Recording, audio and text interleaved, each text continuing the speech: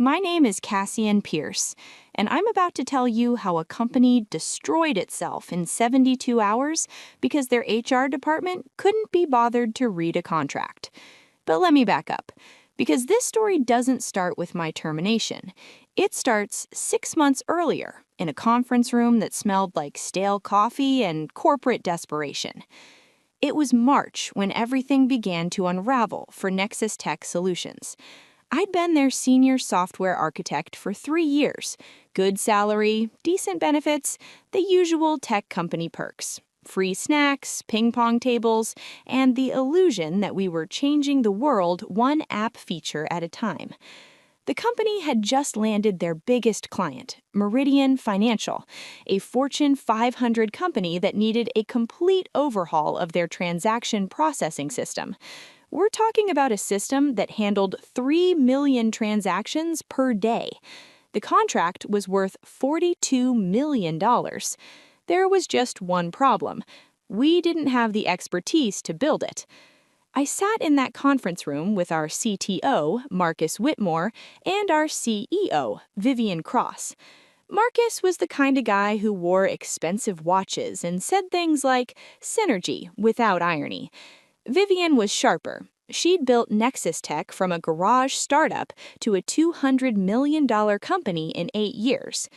Cassian, Vivian said, leaning forward, we need someone who can architect this system from the ground up, someone who understands high-frequency trading algorithms, blockchain integration, and quantum-resistant encryption.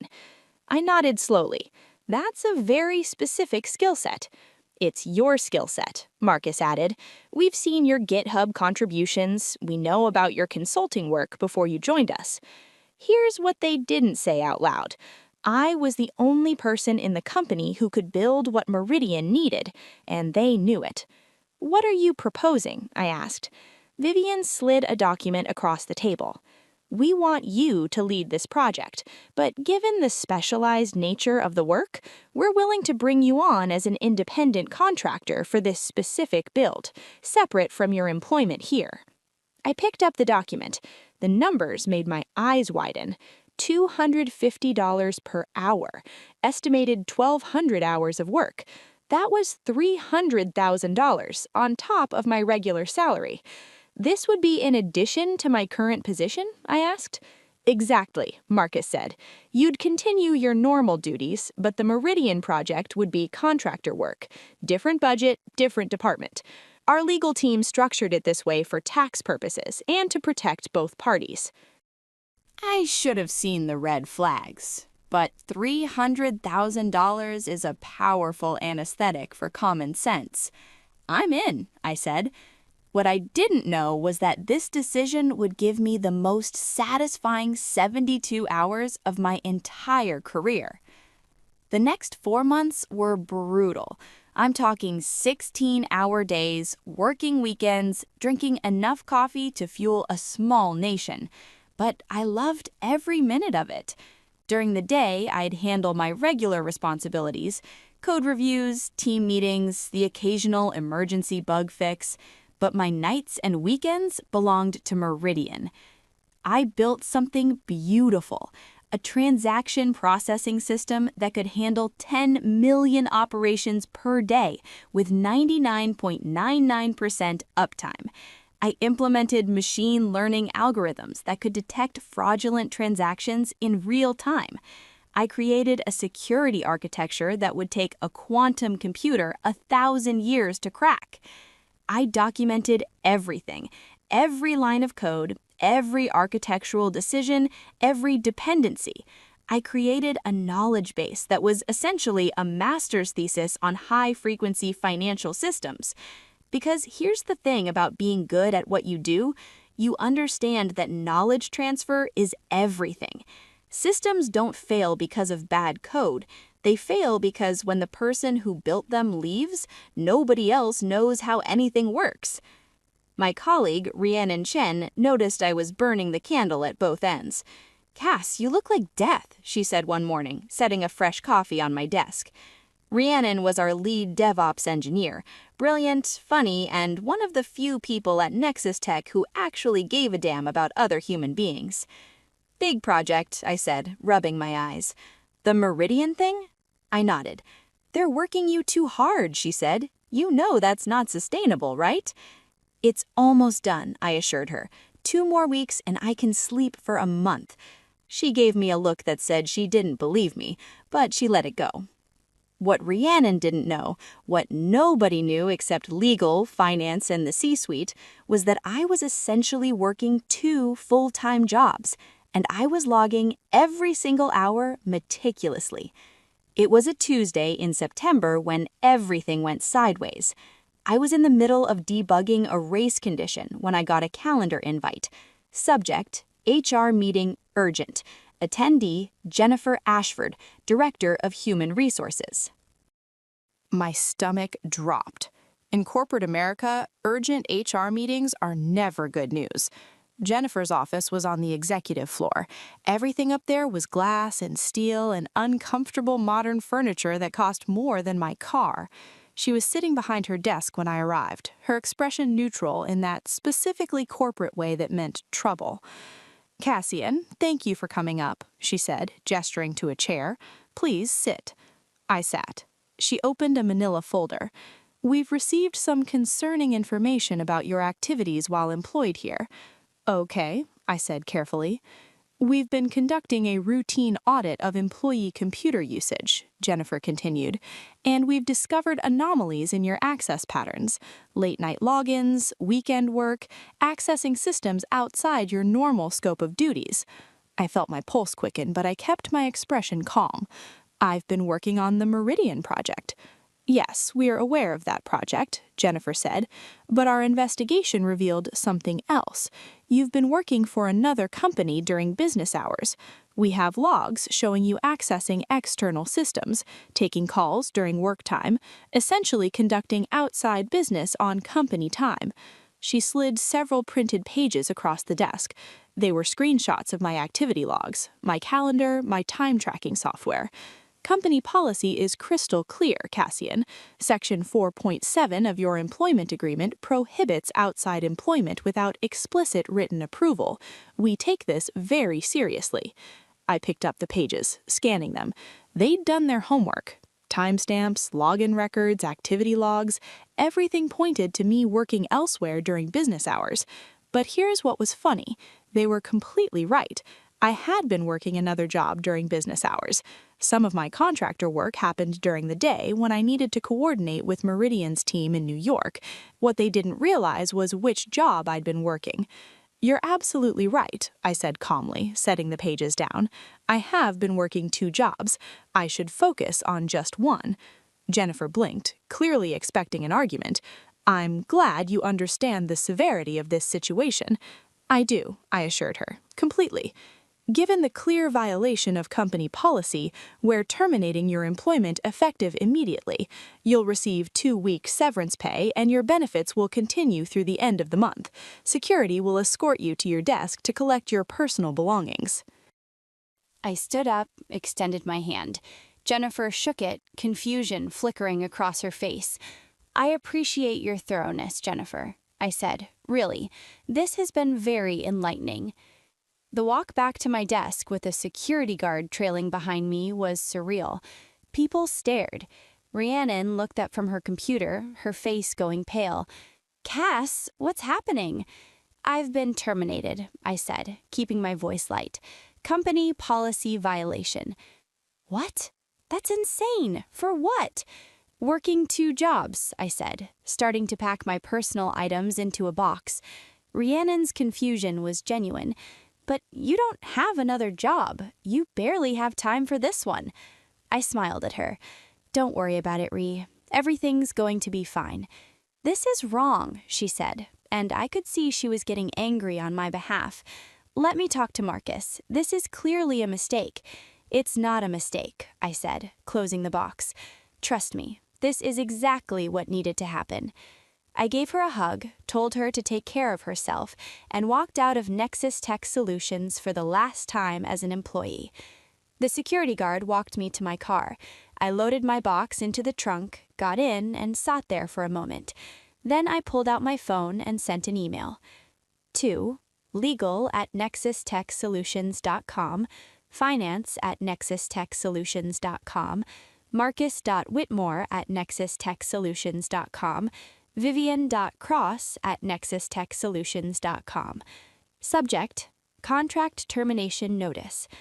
Body: As of today, I am terminating my independent contractor agreement for the Meridian Financial Project, effective immediately per Section 8.2 of our contract.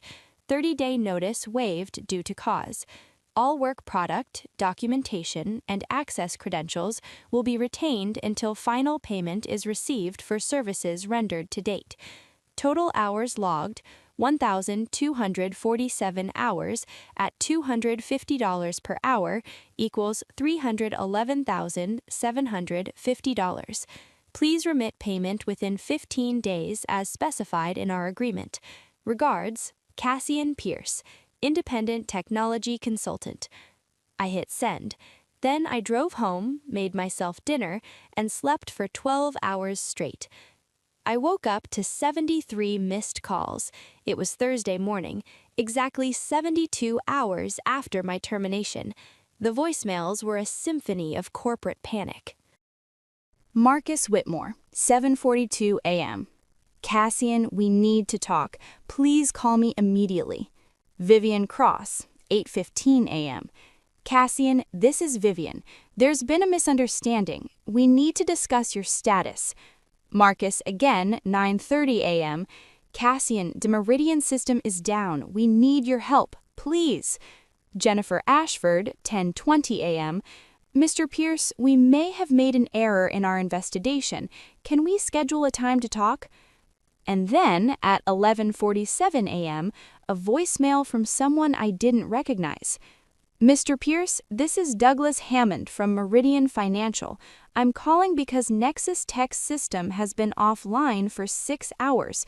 We're losing approximately $2 million per hour. I understand you built this system. I'd like to discuss bringing you on directly as a consultant. My team will pay whatever rate you require. I smiled. Let me tell you what happened in those 72 hours. On Tuesday evening, after my termination, Nexus Tech's IT department followed standard protocol. They revoked all my access credentials, email, VPN, source code repositories, cloud infrastructure, everything. What they didn't realize was that I had 2 sets of credentials: my employee credentials, which they revoked, and my contractor credentials, which retied to a different identity, a different email address, and a different security clearance level. When they revoked my employee access, they unknowingly locked themselves out of critical Meridian infrastructure. Because I'd structured the security architecture with multiple authentication layers and my contractor credentials were built into the system as a failsafe. On Wednesday morning, the system was running fine, but systems need maintenance. They need monitoring. They need someone who understands them. By Wednesday afternoon, a routine update triggered a cascade failure. Automated processes started failing, transaction queues backed up, error logs filled with cryptic messages that nobody at Nexus Tech could interpret. The Meridian system went dark at 5:47 a.m. Thursday morning, and every single person who knew how to fix it, all one of them, had been fired 3 days earlier. I called Douglas Hammond back at noon. Mr. Hammond, this is Cassian Pierce returning your call. Mr. Pierce, thank God. The relief in his voice was palpable. We're in a crisis situation here. Nexus Tech can't get the system back online. They're telling us it could take weeks to diagnose the problem. I can have it running in 4 hours, I said. What would you need? Full contractor agreement, direct with Meridian. My rate is $500 per hour for emergency services, 20-hour minimum. Done. I'll have our legal team send over a contract immediately. One more thing, I said. I'll need complete access to the infrastructure, which means Nexus Tech will need to provide my contractor credentials. We'll make it happen. 45 minutes later, I received 3 phone calls in rapid succession. First, Vivian Cross. Cassian, we need to talk about your contractor status. There's been a massive misunderstanding. Second, Marcus Whitmore, we're prepared to offer you your job back, plus a promotion and a significant raise. Third, Jennifer Ashford, Mr. Pierce, upon further review, we've determined that your termination was made in error. I let them all go to voicemail. Then I called Douglas Hammond back. I'm going to need something in writing from Nexus Tech before I restore the system. What do you need? Full payment for my contracted work, all 1,247 hours, plus a release from any and all non-compete and confidentiality agreements that would prevent me from working directly with Meridian. I'll make it happen, Douglas said. And he did. By 3 p.m., I had a wire transfer for $311,750 from Nexus Tech Solutions.